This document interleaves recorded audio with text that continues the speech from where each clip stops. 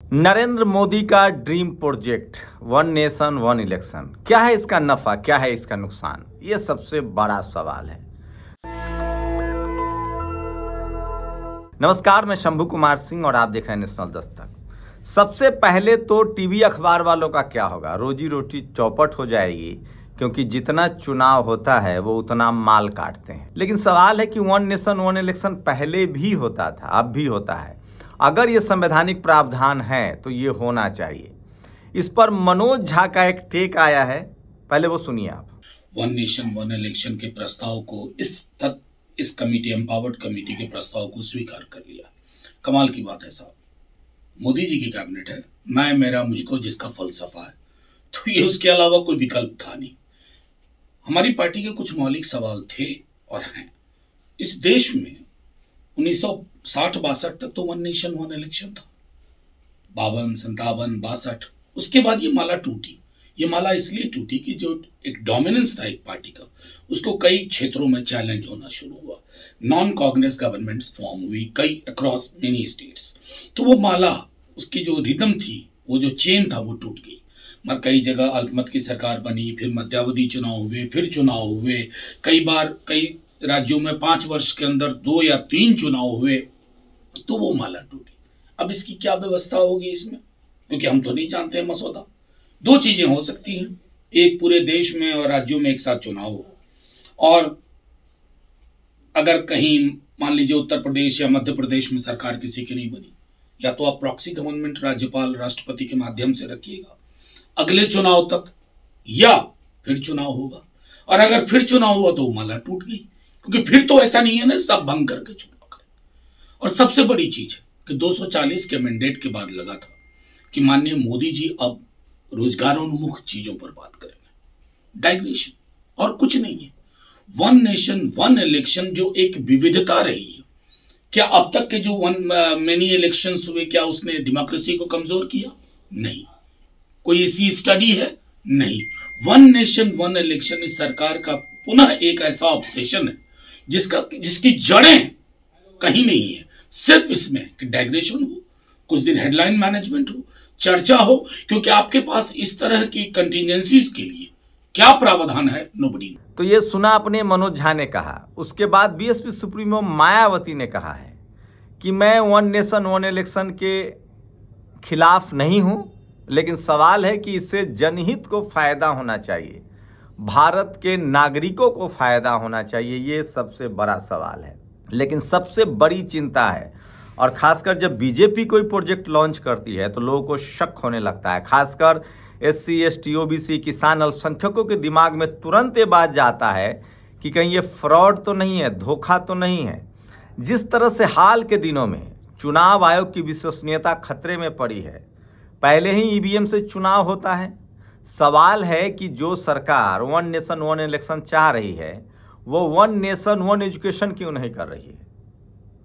जो सरकार one nation one election चाह रही है, वो वन फैमिली वन जॉब क्यों नहीं कर रही है?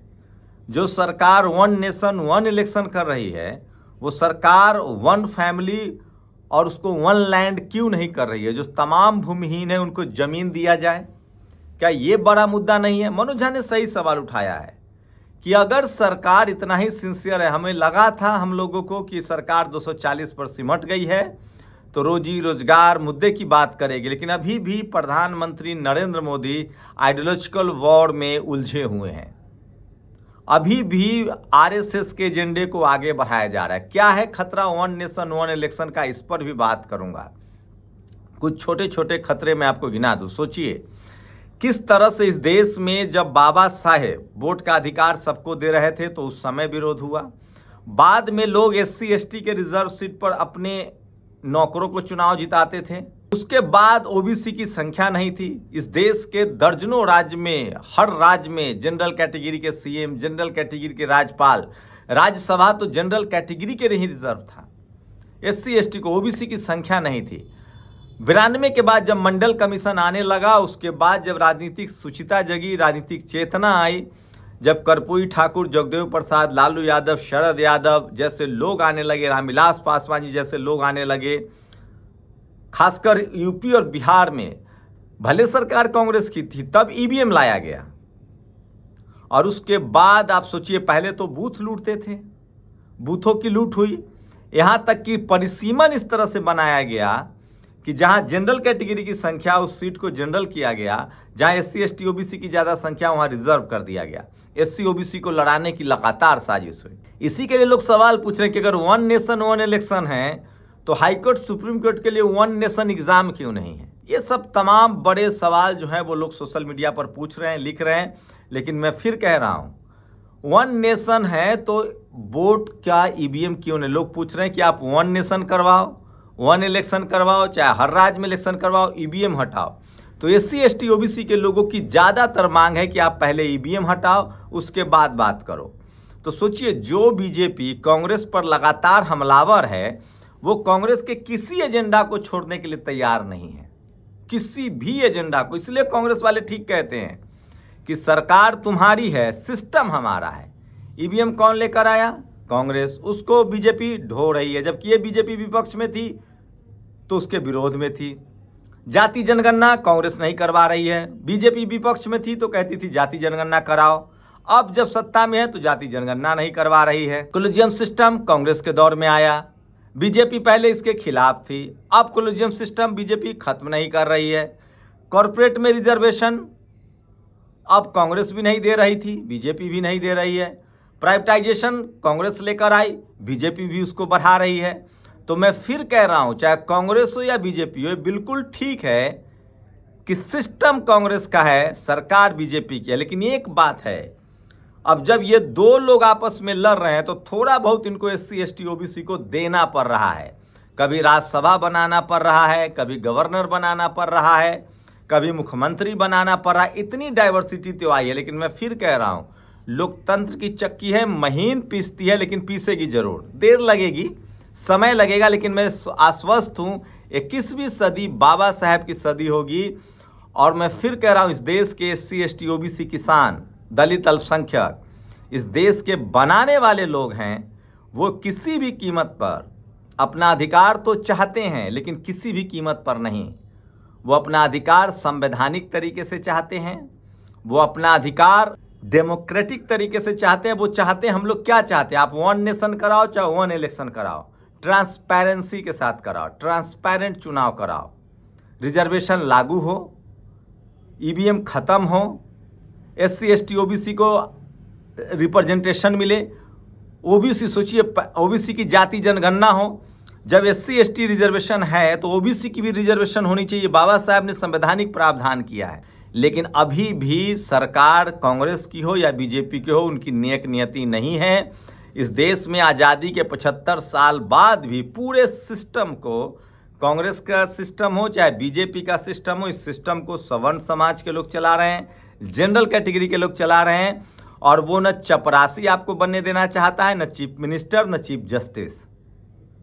जो आरक्षण की एक एक सीट की बेईमानी करते हैं, जो सिस्टम में बैठे हुए लोग हैं, आप उनसे क्या उम्मीद कर सकते। तो सवाल है कि वन नेशन कराओ, वन इलेक्शन कराओ, ईवीएम हटाओ, वन नेशन कराओ, वन इलेक्शन कराओ, चुनाव आयोग को ट्रांसपेरेंट करो, हाई कोर्ट सुप्रीम कोर्ट में भर्ती की प्रक्रिया करो। और सबसे बड़ी बात, वन नेशन वन इलेक्शन है तो वन नेशन वन एजुकेशन क्यों नहीं कर रहे हैं। ये सबसे बड़ा सवाल है जो सोशल मीडिया पर लोग पूछ रहे हैं। लेकिन सबसे बड़ा सवाल है कि बीजेपी और कांग्रेस की मंशा पर सवाल उठता है। तो वन नेशन वन इलेक्शन को लेकर टीवी अखबार में उन्माद फैलाया जा रहा है। लेकिन सबसे ज़्यादा नुकसान टीवी अखबार वाले को भी होना है।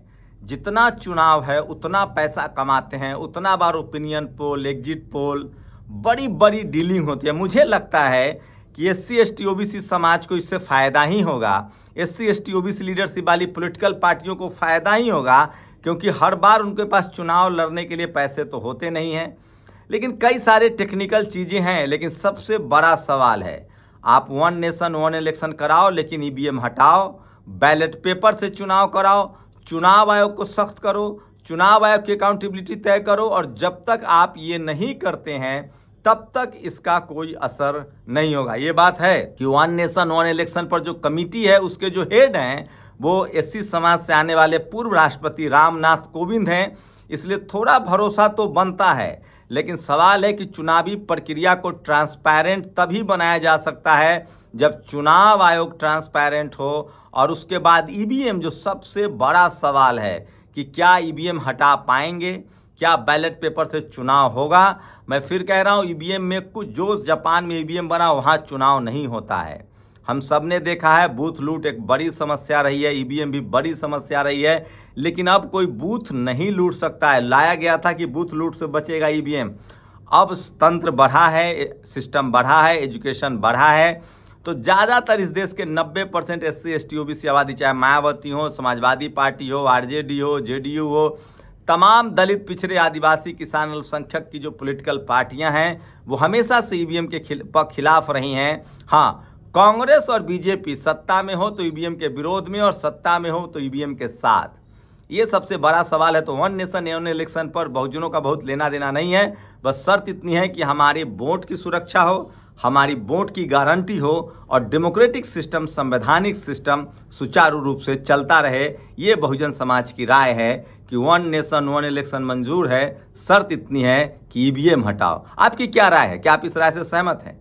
अपनी राय जरूर दीजिए। शुक्रिया। नेशनल दस्तक की आपसे गुजारिश है कि अगर इसको बचाना चाहते हैं तो नेशनल दस्तक को सब्सक्राइब करने के लिए रेड कलर के सब्सक्राइब बटन को दबाएं, फिर बेल आइकन की घंटी दबाएं। नेशनल दस्तक को बचाने के लिए बहुत जरूरी है कि हर खबर को शेयर करें, लाइक करें, कमेंट जरूर करें।